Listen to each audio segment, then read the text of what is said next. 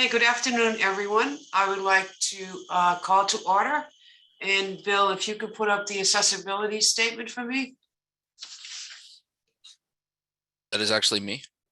Oh, you know what? There I actually go. have, yeah, I actually printed it out today by accident. This meeting is accessible to people with disabilities. Microphones or telephones will be used by all speakers. Large print materials are available upon advance request. If you would like either of these accommodations, please contact Mary Waldron at 508-583-1833, and she may be reached at extension 202.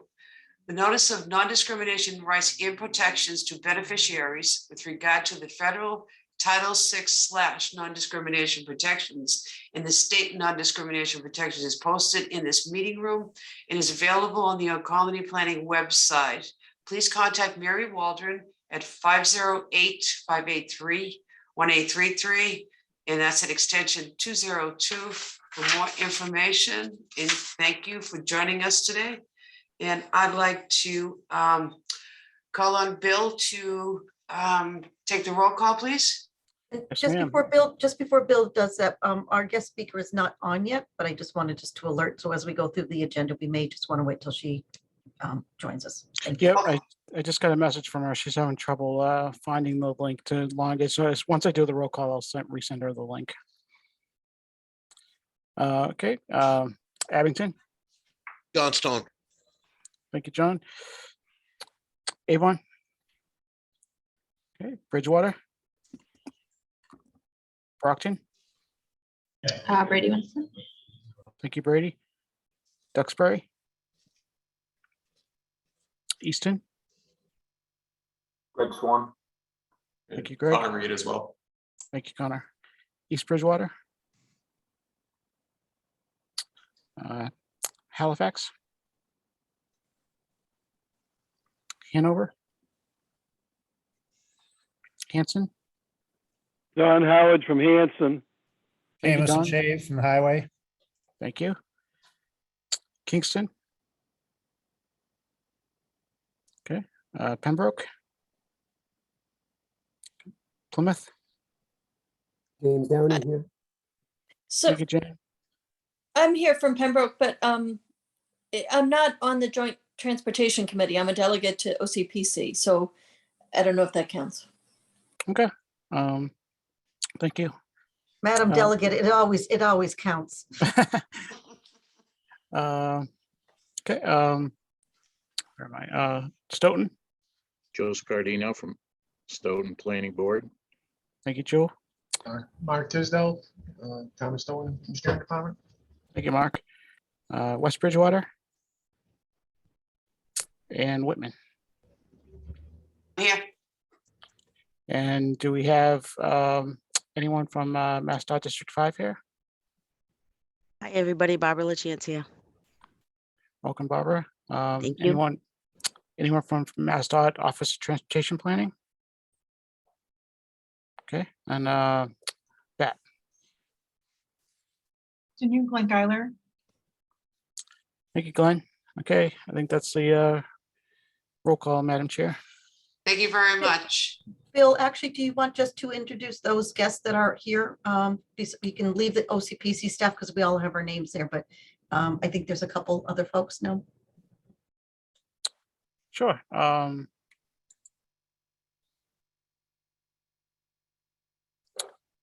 My list is acting weird. Anyone like to not introduce themselves? Mary Ellen DeFrias here with Mass Development. Thank you, Mary Ellen.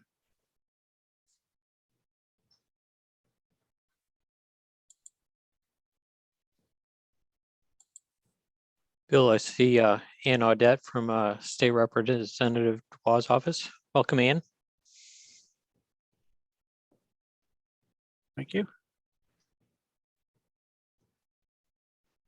I know on the phone we have Linda Sacchetti from Brockton Area Transit. I think that is complete now. Thank you, Okay, Bill. thank If you. anybody else, we will just use the chat to introduce yourself. Thank you. I want to move forward on item number 2, which is public comments. Do I hear any at this time? Hearing none, I'm going to move forward to item 3, which is minutes of February 3rd, 2022 meeting. Do I have any comments, corrections, or do I have a motion to approve the minutes? Motion from Hanson.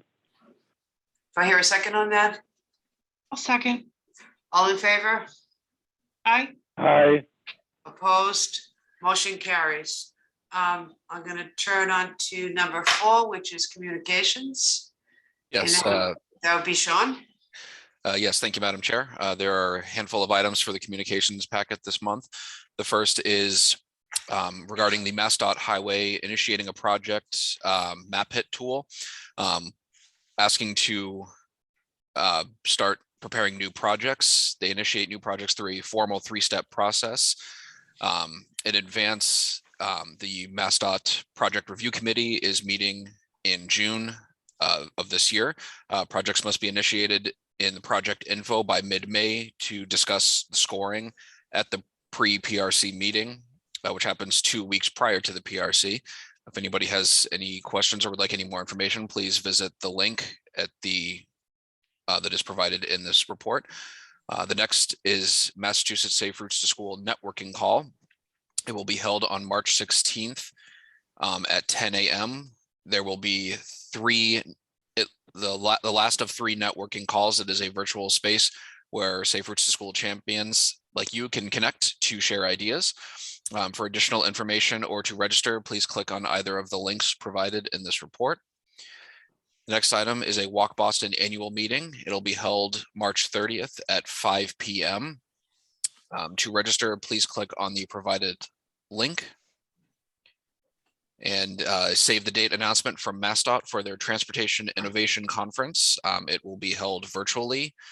The event is open to all transportation practitioners from federal, state, and local transportation agencies, MPOs, as well as other organizations. For additional information, please click on the provided hyperlink.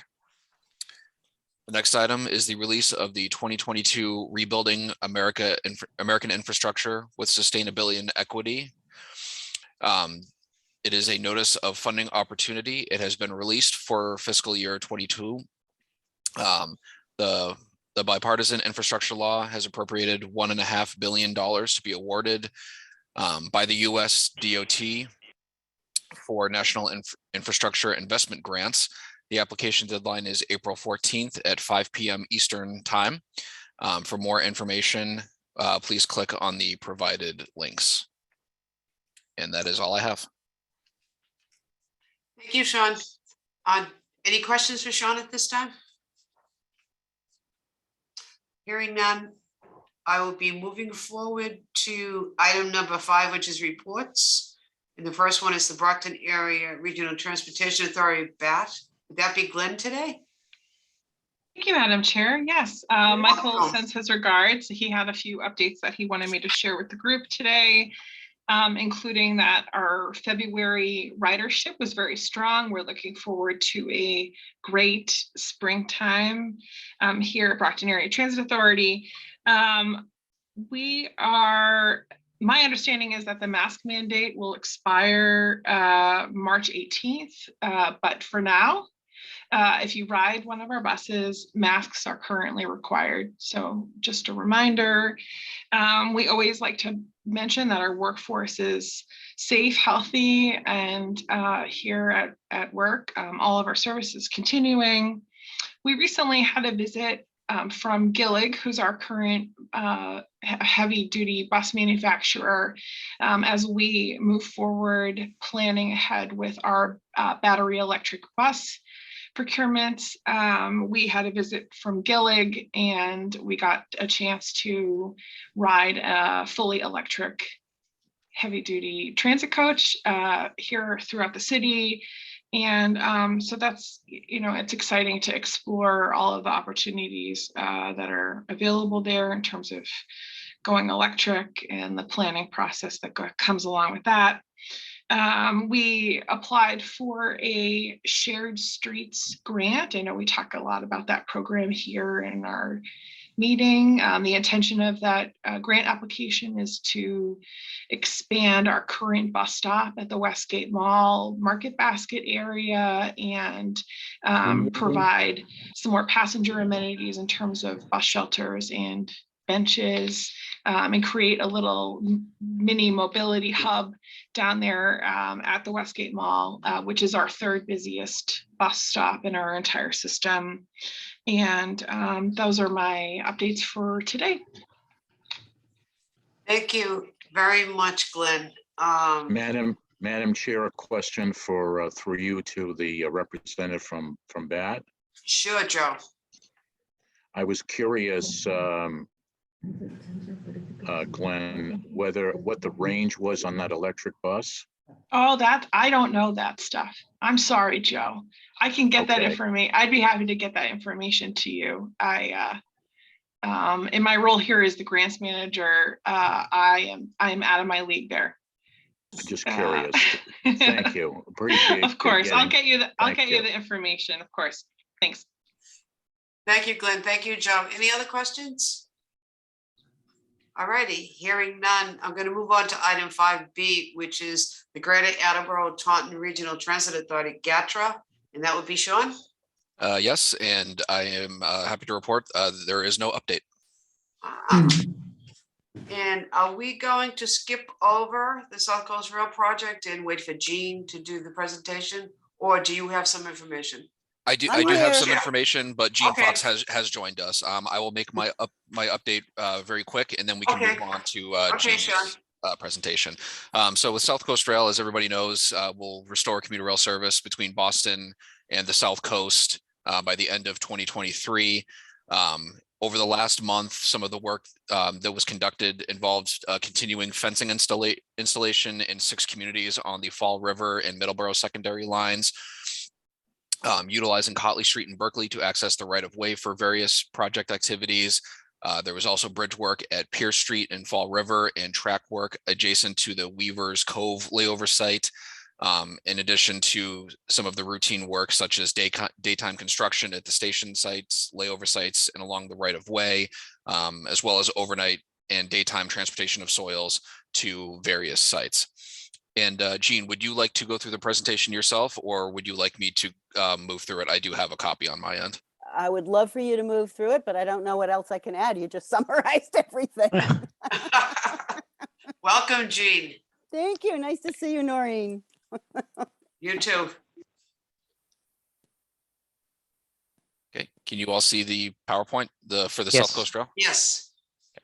Awesome. Well, thank you for inviting me. It's been a while, and it's certainly been an active couple of years, really, on the South Coast Rail project. We've really made tremendous headway making this connection, the reconnection to Southeastern Mass and between Southeastern Mass and Boston. We're very excited about it, and COVID didn't do anything to us. We're really moving along very nicely. So I just wanted to kind of give you a high level overview, and I'm available to answer any questions as they may come up. It's nice to know we're state funded. We're on time, we're on budget, and fully funded. The Fall River line, which is the smaller contract, the $159 million contract, is at roughly 40% completion. And that has 2 stations and a layover.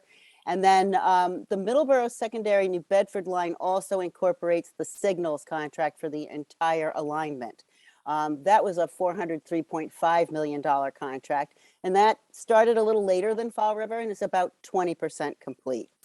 So if you're out and about and you happen to be in the Fall River Freetown area, you will notice the stations are really coming along. They're actually looking like commuter rail stations.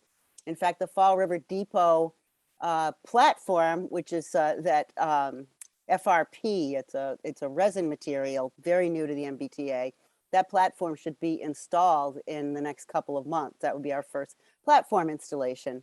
But even without that, I was actually at the depot site yesterday in Fall River. It definitely, other than the fact that it's extremely muddy, looks really like a commuter rail station is emerging from the mud. We expect that we're going to be reaching the midpoint of all our construction the spring of this year. So that's very exciting and does put us on for revenue service late in 2023. So here, you've probably all seen this before. On the left-hand side is what we call the Southern Triangle, most of the Southern Triangle, that goes from East Taunton down to Fall River and New Bedford. What we're doing is extending the Middleborough service using the Middleborough secondary, that shorter 7-mile-ish east-west connection to the Southern Triangle, then down to the terminal cities. It's 6 new stations. We had to move a little bit out of Lakeville into Middleborough to make the alignment work.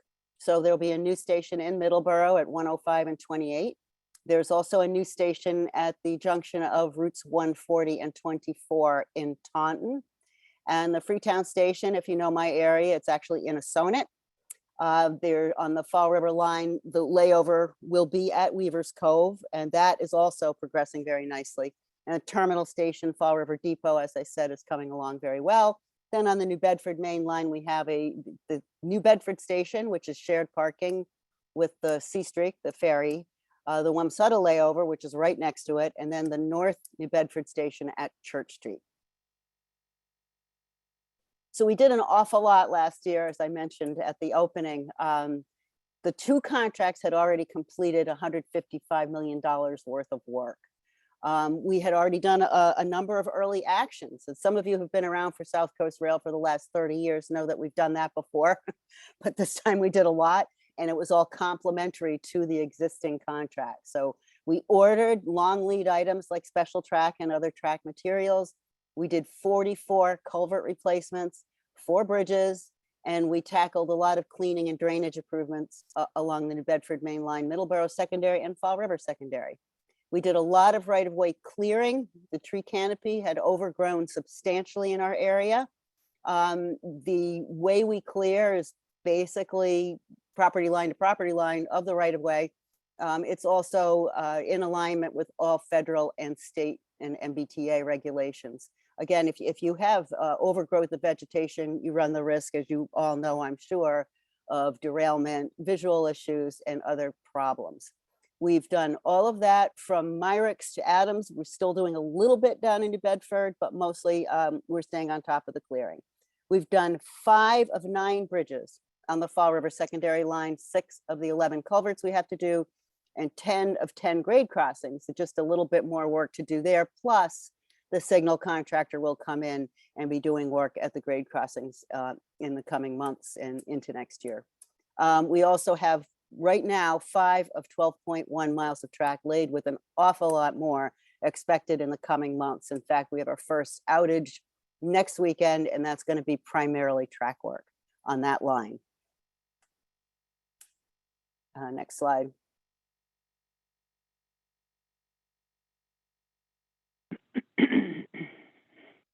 Is it not advancing?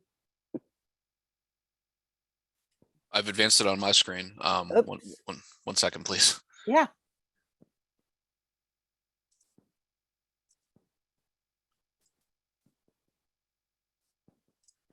Okay, bear with me 1 second, please. Sure.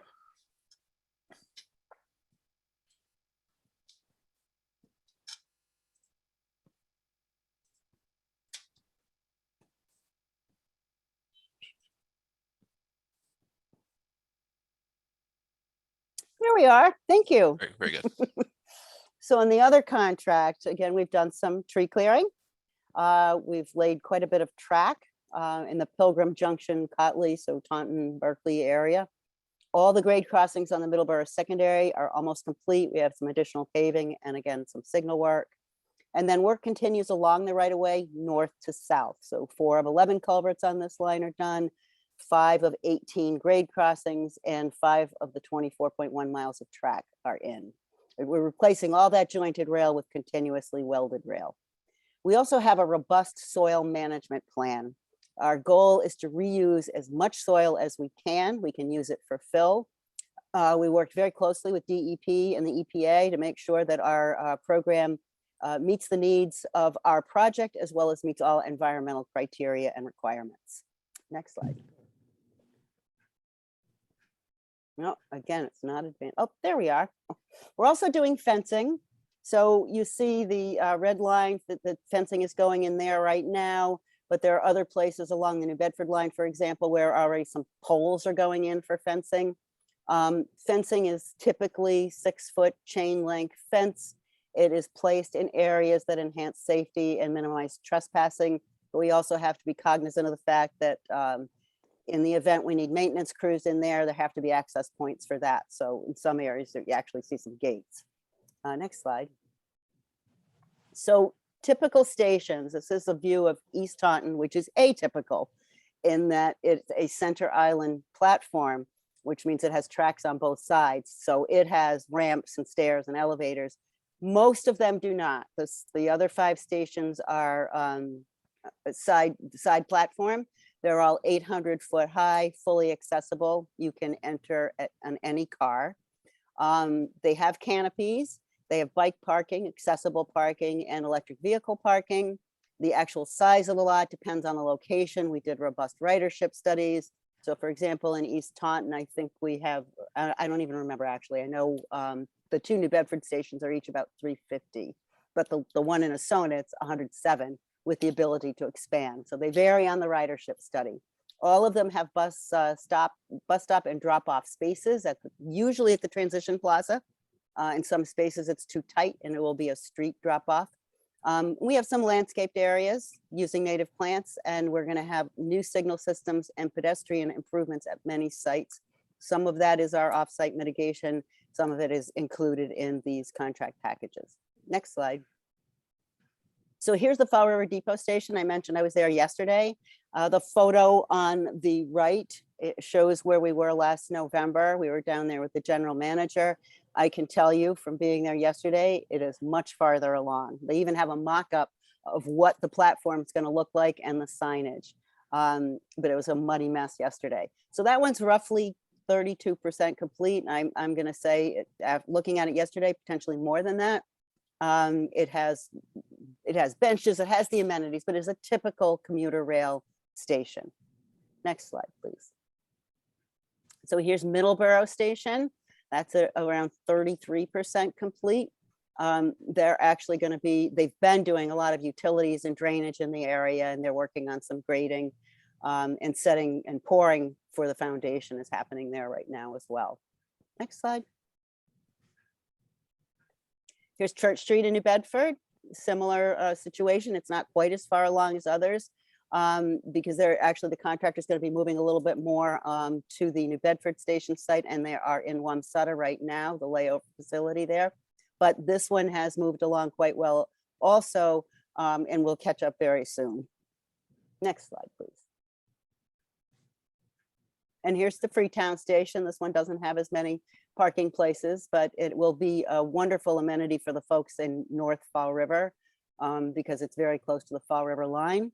And it has the same basic layout. It has all the regular amenities, just not quite as robust in the area of parking, but it has ample room for expansion should the need arise. Next slide. And here's your center platform. The center island platform requires that you have access egress in multiple forms. So that's why it has stairs, ramps, and elevators. It's a little more complex, and it is the only one in this project, phase 1 of South Coast Rail. Next slide. So Weaver's Cove has received, I mentioned the excavated soils in our soil management plan. Some of those reused soils, 7,000 cubic yards, are already there with more anticipated. They needed a lot of fill over there. All of those soils are tested and deemed appropriate for local use rather than having to discard. The soils are placed to support the site work and the drainage, and soils need to settle to support the storage tracks. And we started, you'll see a little bit of the crew building, which is actually a little bit farther along now, where they're finishing up on the roof, and it's going to be closed in very soon. Next slide, please. So coming in this year, a lot of stuff, a lot of fencing, retaining walls happening on the Fall River line, pads for the signal houses. Some signal houses are already going in. They're being manufactured down in Virginia. There's factory testing that takes place down there before they're placed.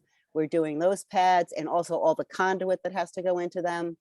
And obviously the stations, Freetown and Fall River, farther along than some others, but moving along well with platform in Fall River soon to come, and Freetown a few months later. Track replacement, robust activity there happening, as I said, in the next couple of weeks, with track outages expected to occur roughly every other week to get this done.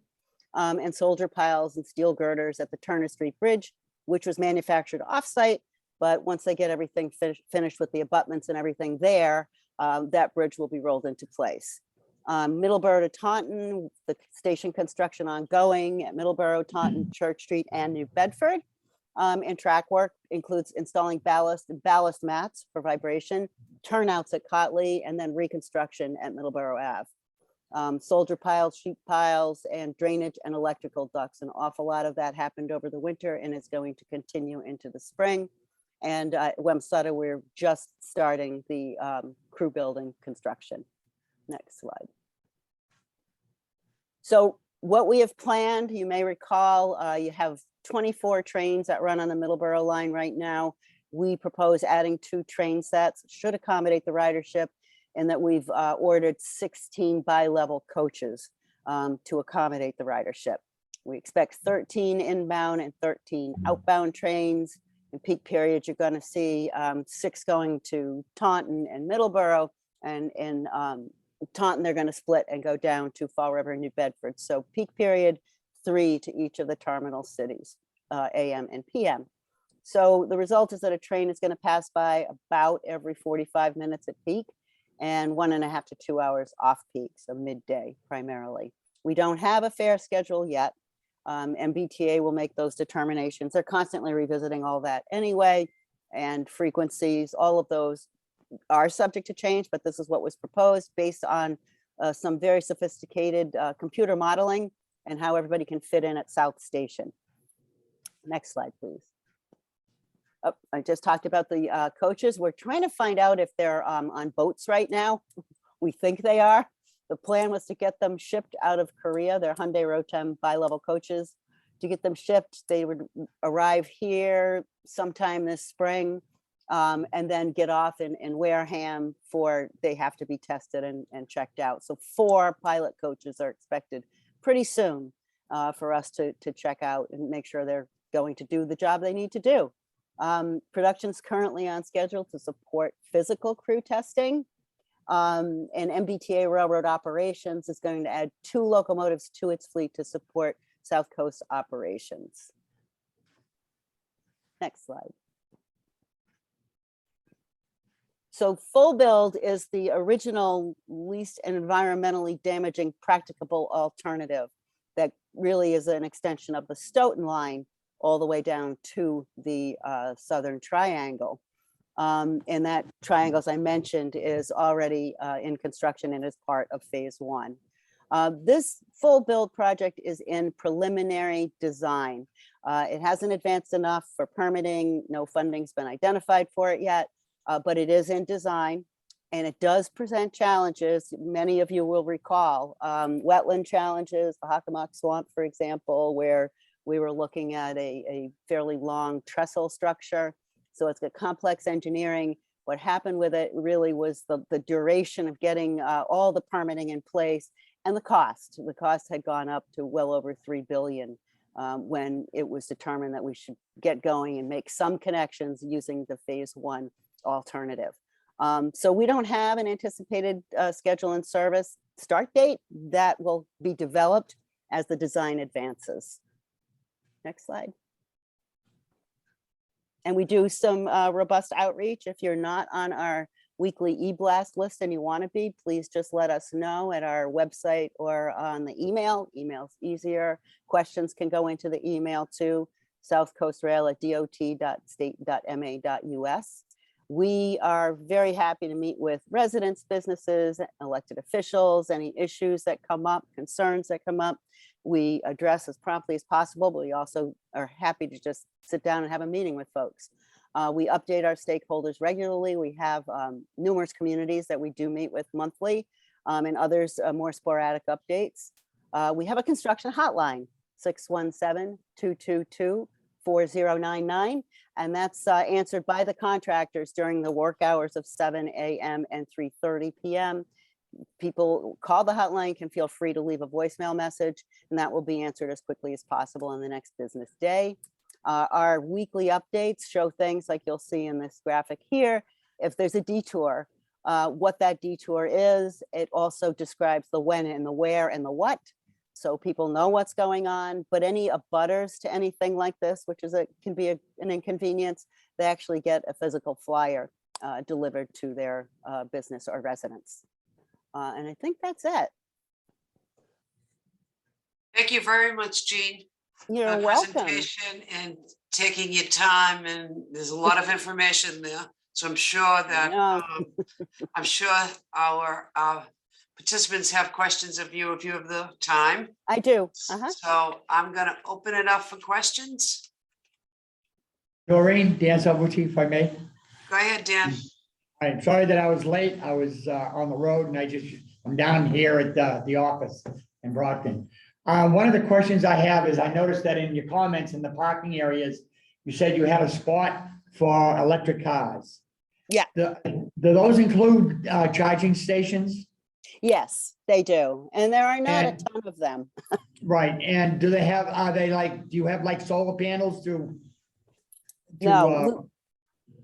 Excellent question. The MBTA has a solar panel program. They're trying to put in solar panels at lots of commuter rail stations, and that program is actually underway. We have not incorporated that right now. Our job right now is to get this thing built, and then railroad operations will work with all the Keolis and others to make sure we can do that. We absolutely support the use of solar panels. It's just not part of our scope. The reason I was saying that is if you're having charging stations, it would be cost efficient to have solar panels to use to charge the cars that are parked there overnight, if they are, or for any length of time, rather than trying to, wire them. No, it's true. You're right. You're right. Takes us a while to catch up with these things, that would make Yeah. sense. The idea is, for the MBTA is to keep the costs down. Yes. As far as maintaining the ridership. Okay, thank you. Thank you. Connor Reed has his hand up.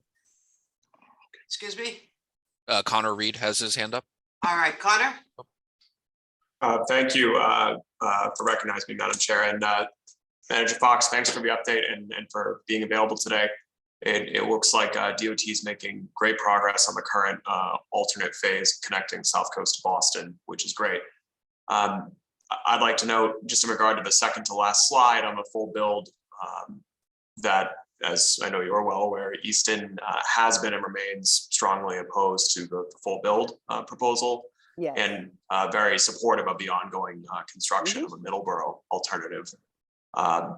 We agree with the presentation's notes that there are significant challenges with the design here, including needing to bring a rail through, as you noted, the Hockomock, which is thousands of acres of protected wetland and habitat, as well as other construction and electrification challenges that would require major construction and possible removal of roadways or buildings in our historic district.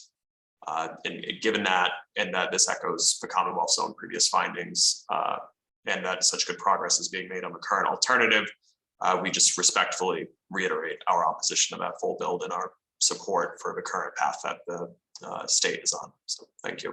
Thank you. I see Joe Scardino has his hand up. Yes, thank you, Madam Chair. Ms. Fox, the one question on Mr. Salvucci's point. There's various platforms and protocols in the charging station world right now. Do you know what for example, you can't charge a Nissan Leaf with a Tesla hose system. So what protocol has the MBTA selected for the charging stations it's putting in phase one? Well, that's an excellent question, and I have to plead ignorance. I do not know. I doubt it's Tesla. I think they have a standard. I'm certainly happy to look that up and get back to you on that. I do not know. And my second point, reiterating our brothers, colleagues in Easton.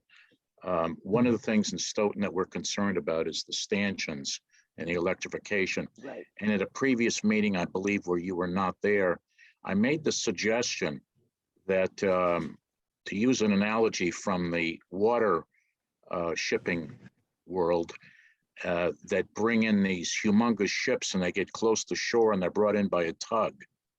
And I was suggesting that we use the same approach here, and that is when a train gets close to Stoughton, that it be pulled with diesel through the Stoughton stops and then pick up electrification on the other end.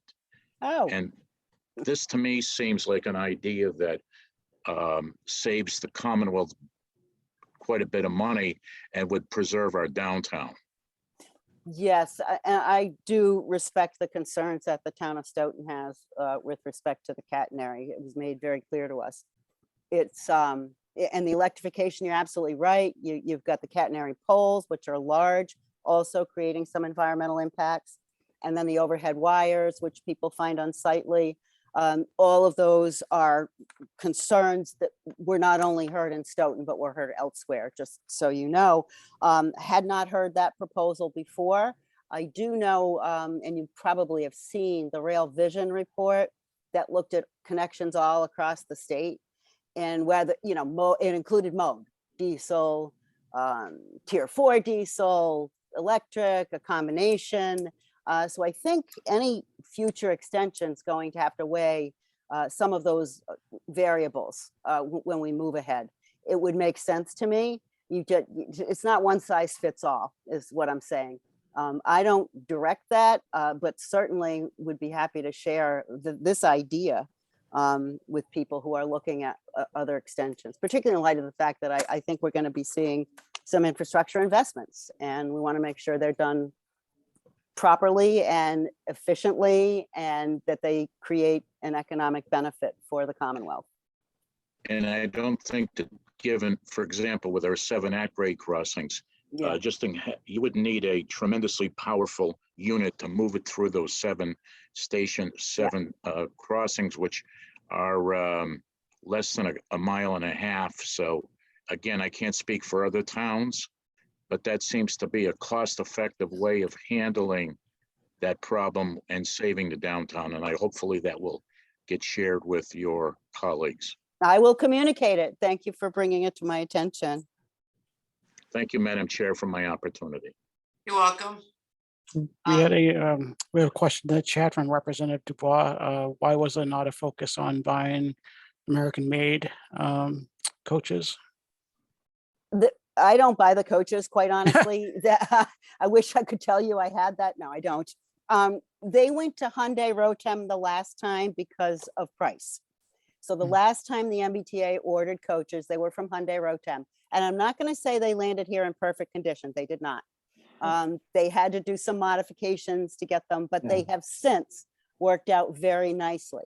That's one point. The other point is simply that you want consistency in your consists. So you want to not have 40 different kinds of locomotives, 60 different kinds of coaches. You want to have consistency so that there's interoperability. Those are the primary reasons. It was cost and consistency. Can you hear me? Now I can, yeah.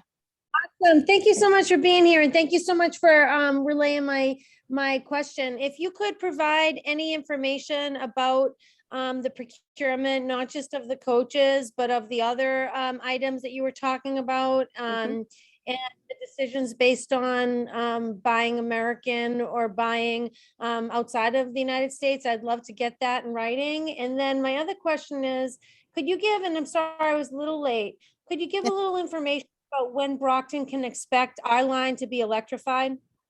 I have no idea. That is a funding and railroad operations decision. Is that because when we always talk about the Easton, it always is electrification, electrification. But I haven't heard that about Brockton, and I'd like to know, is that being discussed? Because I represent where the train goes through the city, and if I'm lucky enough to be reelected in this redistricting, I will represent 100% of where the train goes. And I can speak for my residents and tell you right now that we want them electrified. We have huge asthma population here, and we will deal with the requirements of the poles and whatever else, because we want electrification, because God help us if we get that commuter rail coming through here every 15 minutes on diesel. We can't do it. So I'm hoping that we can get some commitments, that there's some plan to electrify the, at least through Brockton, the Middleborough line. Yeah, so that, again, that goes back to the Rail Vision Plan, which looks at all the lines that we have and what's the best way to maintain them, continue them going forward, keeping in mind that air quality is a significant issue. Certainly the electric isn't totally clean. It has to generate electricity using different fuel sources, but they're also faster. Electrification, they go on faster, they can take off faster, and they can brake faster. So, you have some more efficiencies there. So that. All that, Jean, like today, we're voting in the legislature to set up our economy more. So I understand your points and I take them. It's just within the context of the timeline that's going to be a reality, or what is possible. I will look at the Rail Vision Plan. I guess I haven't looked at it in detail to see if it's at all even contemplating. It is. Oh, it is wonderful. Yeah, All right, it's in there. I support this 100% and I'm grateful for all your work. Oh, thank you very much. Jean, I just put the link in the chat for the Rail Vision. Thank you, Nancy. So the Rail Vision Plan is in the chat now, if anyone wants to scrutinize it. It has 6 alternatives, I believe, that they looked at, but certainly the Middleborough line is part of the mix. Madam Chair, I see in the attendees list that the Metro South Chamber of Commerce has their hand raised.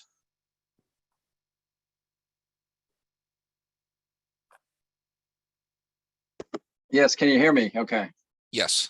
Yeah, it's Chris Cooney with the chamber. I can't see everybody. I don't know if that's how it's designed, but I can see the plan, and it's just wonderful. Jean, I know you and I met a long time ago. We were talking about this. I worked for the Fall River Chamber in 1989 when we had a press conference about extending the rail to connect the South Coast once and for all. And to see this come this far and see your stewardship and your communication is really, really wonderful. And we think this is going to be very positive for the Metro South region, connecting us to our further regions south, but also to Boston. We're going to see an increase in vibrancy, awareness, accessibility, and all of that. So this is really, really exciting stuff. And I know there's concerns about other lines and whatnot, but I think we should pause for a minute and celebrate what it is that we've achieved here. A lot of people thought it was never going to happen. So it's just great to see. Thank you so much. I have to tell you, I still run into the occasional skeptic. And then standing right next to a crane. Yeah, it's happening. Yeah, I worked for the Plymouth Chamber when the rail was extended down to Plymouth, and it was the same thing. Oh, no one's going to ride it. It's going to be empty. The trains are going to be rusty. They're not. The sites aren't in the right spots. People are going to. Crime's going to increase. I mean, you name it. And it's been the opposite. And it's just great to see these rail lines reactivated. And as we know, it's 10 cents for every dollar to move people along the rail as it is for people to drive individually or to move freight and all of that. So it's a much more efficient way to move people north and south. And quite frankly, this region was left out for a long time. So this is really wonderful news. Awesome. Thank you so much for your support and your comments. Pleasure. Any other hands? Any other questions for Jean? Sean, do you see anything out there? Nope, I see no other hands. If anybody else has any questions or comments, please unmute yourself and ask away if you have any questions. Okay, thank you, Jean, for taking the time. As usual, great presentation, great updates, and I'm sure we'll be inviting you back again for another phase update of what's been going on.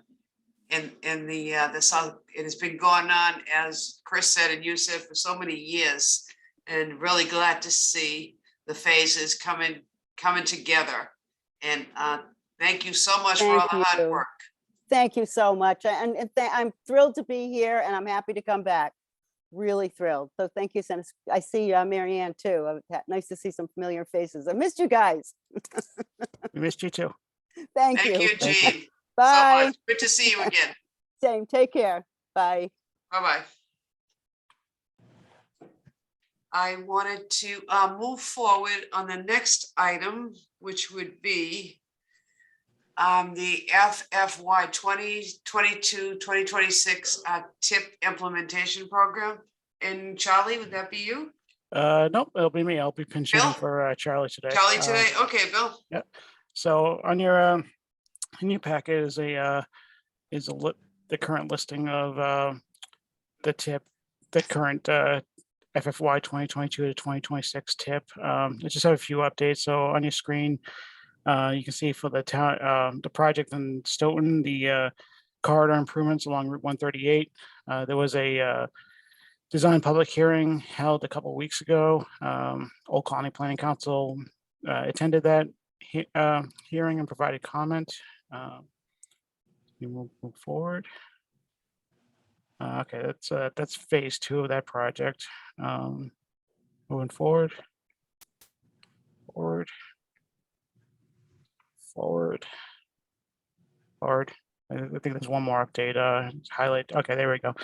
And Easton Foundry Street Route 106 project. There was a pre-25% design hearing held the other day, and Old Colony Planning Council attended that as well.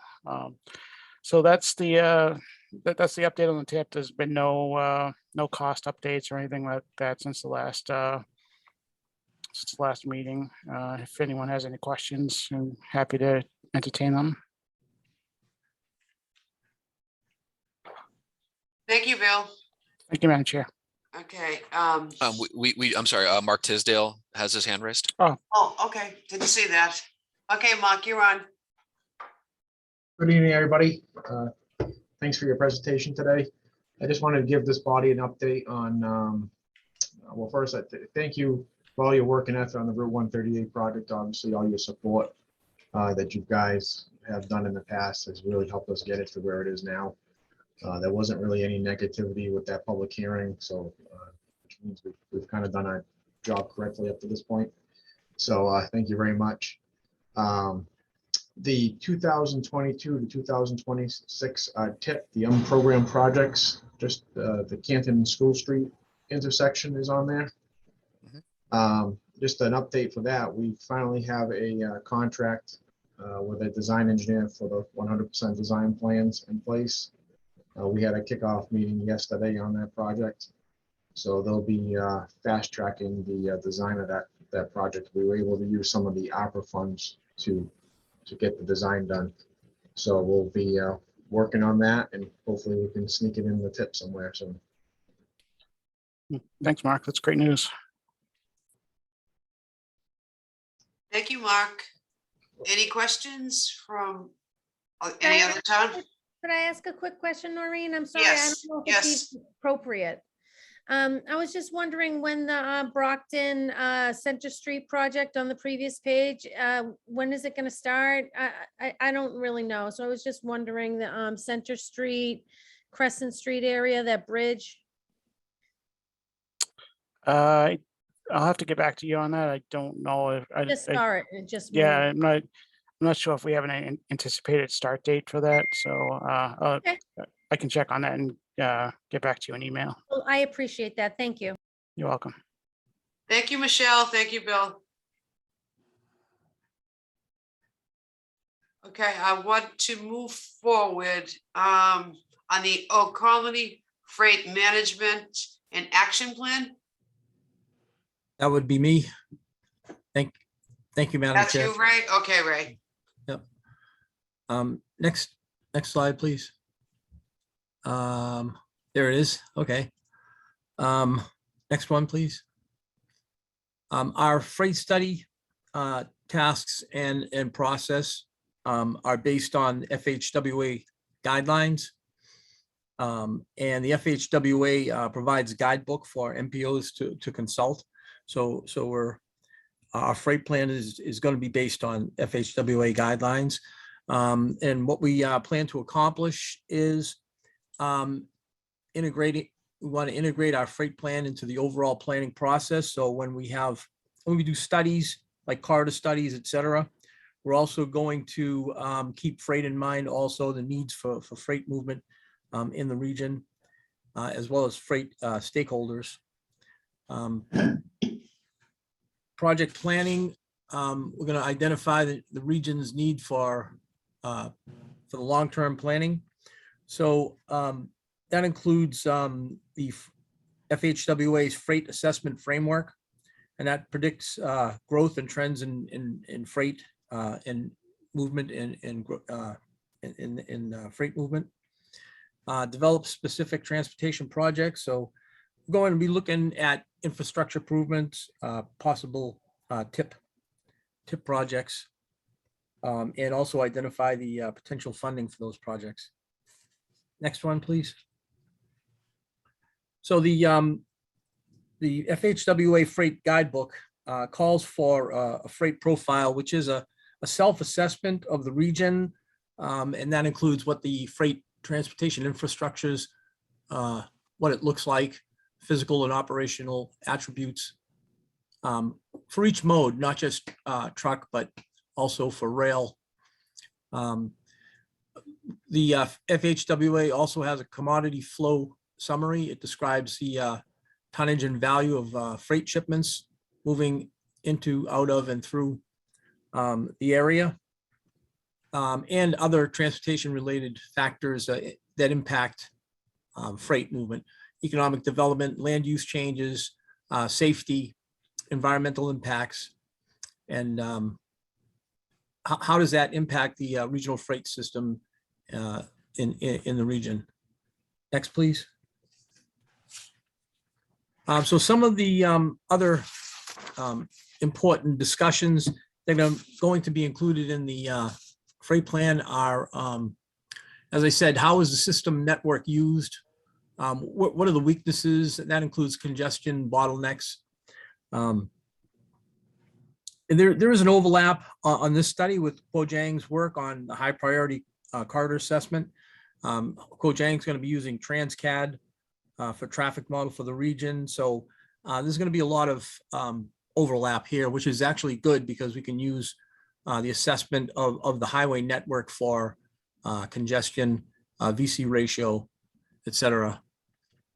Mapping, we're going to, as we always do, we're going to map the major roadways, the intermodal connections. Again, the commodity flow data using the freight analysis framework, socioeconomic data, and review rest area locations, which has become an issue for long distance truck drivers. There is a shortage of rest area locations for truckers, not just in Massachusetts, but in most of the country. These are some of the issues, and also the performance measures and targets. We have to consider those for the Mass DOT performance measures. Next, please. These are some of the performance measures that Mass DOT and Old Colony MPO have adopted. The most important one is the truck travel time reliability index.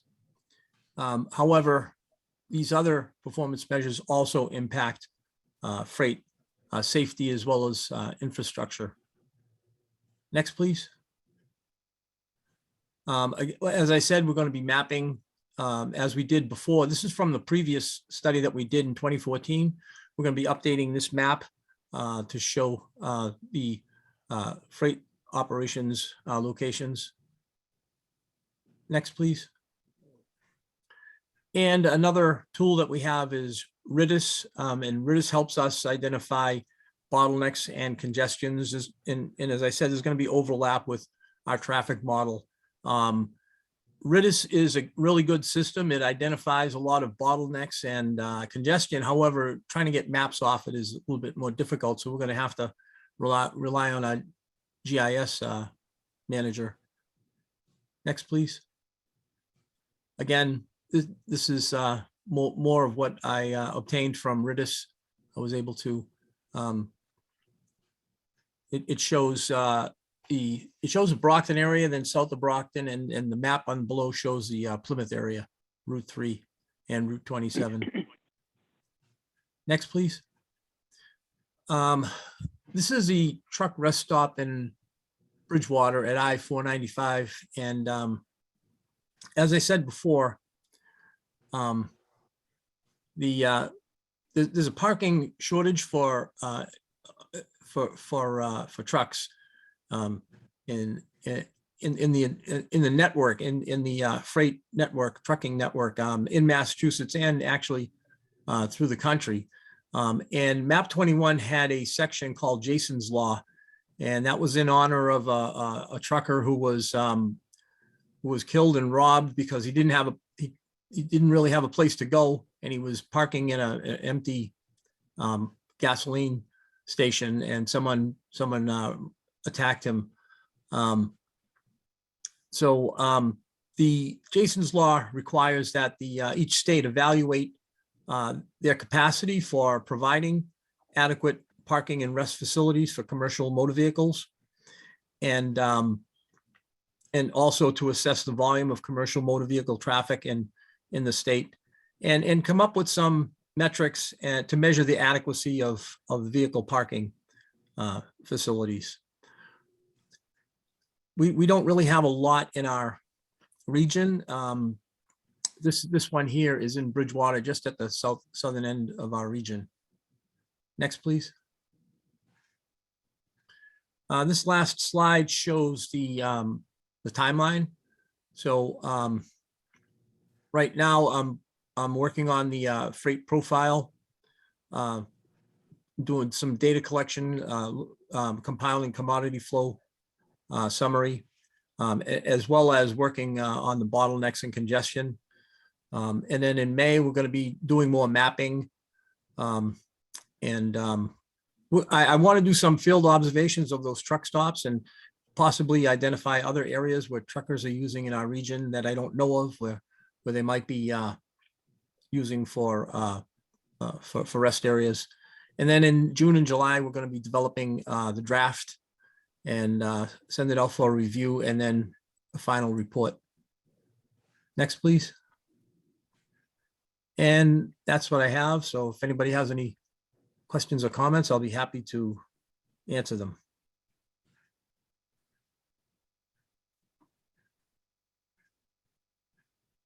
Joe Scardino has his hand raised.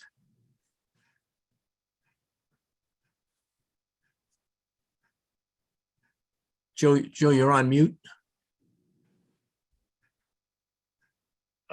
Through you, Madam Chair, to Mr. Guarino.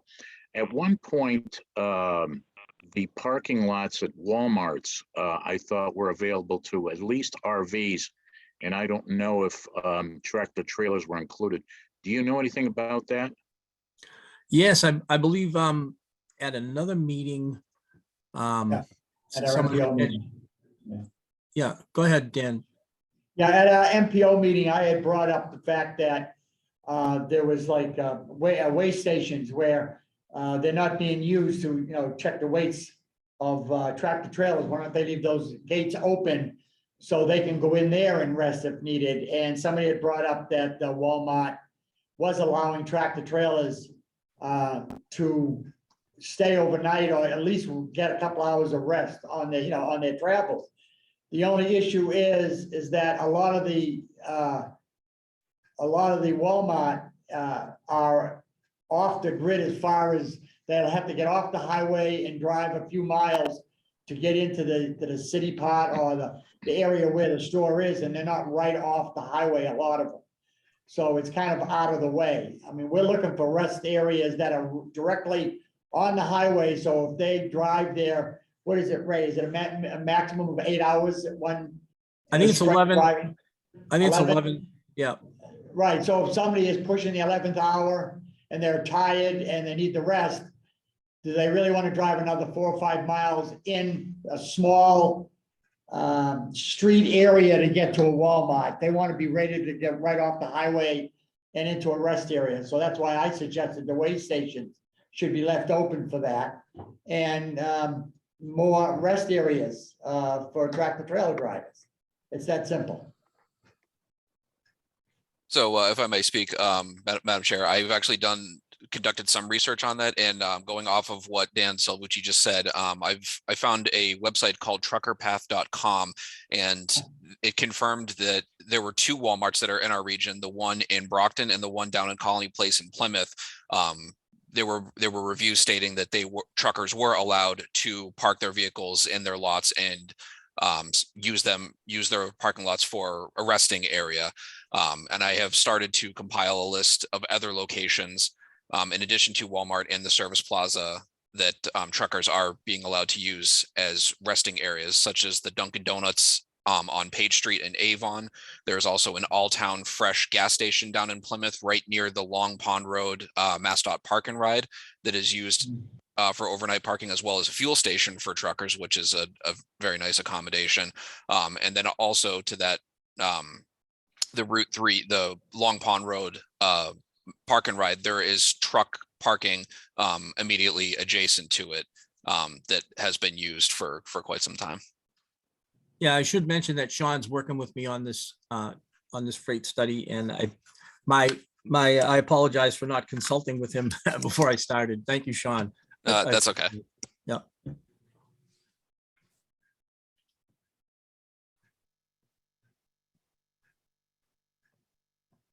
You're muted, Noreen.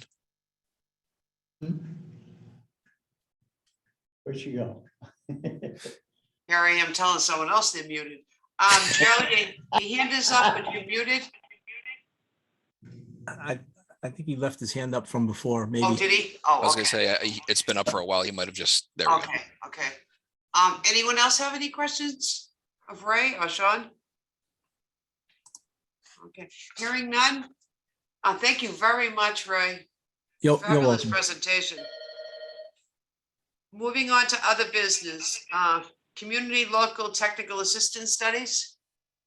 Yeah, thank you, Madam Chair. I just have a couple updates in addition to the projects that we're working on that are included in your staff report. So the town of Stoughton, they've requested that we do a traffic study on Pleasant Street and Low Avenue in that town. Be more of a walkability and pedestrian safety study, looking at pedestrian connectivity and safety between Route 139 and the elementary school that's on Low Avenue, and I think that's Ladau Elementary School. So we're coordinating with the town on that, on starting that.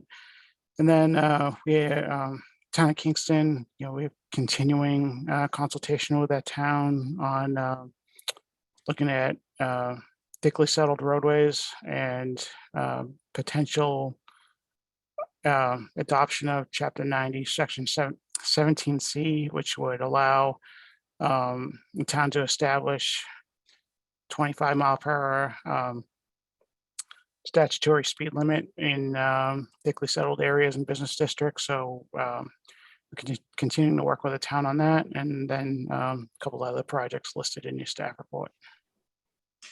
Thank you, Bill. Does anyone have questions of Bill? Move forward to B, which would be the staff reviews on ENFs, EIS, NPCs. Kyle? Thank you, Madam Chair. You're welcome. You can go to the next slide. So we have a few updates this month.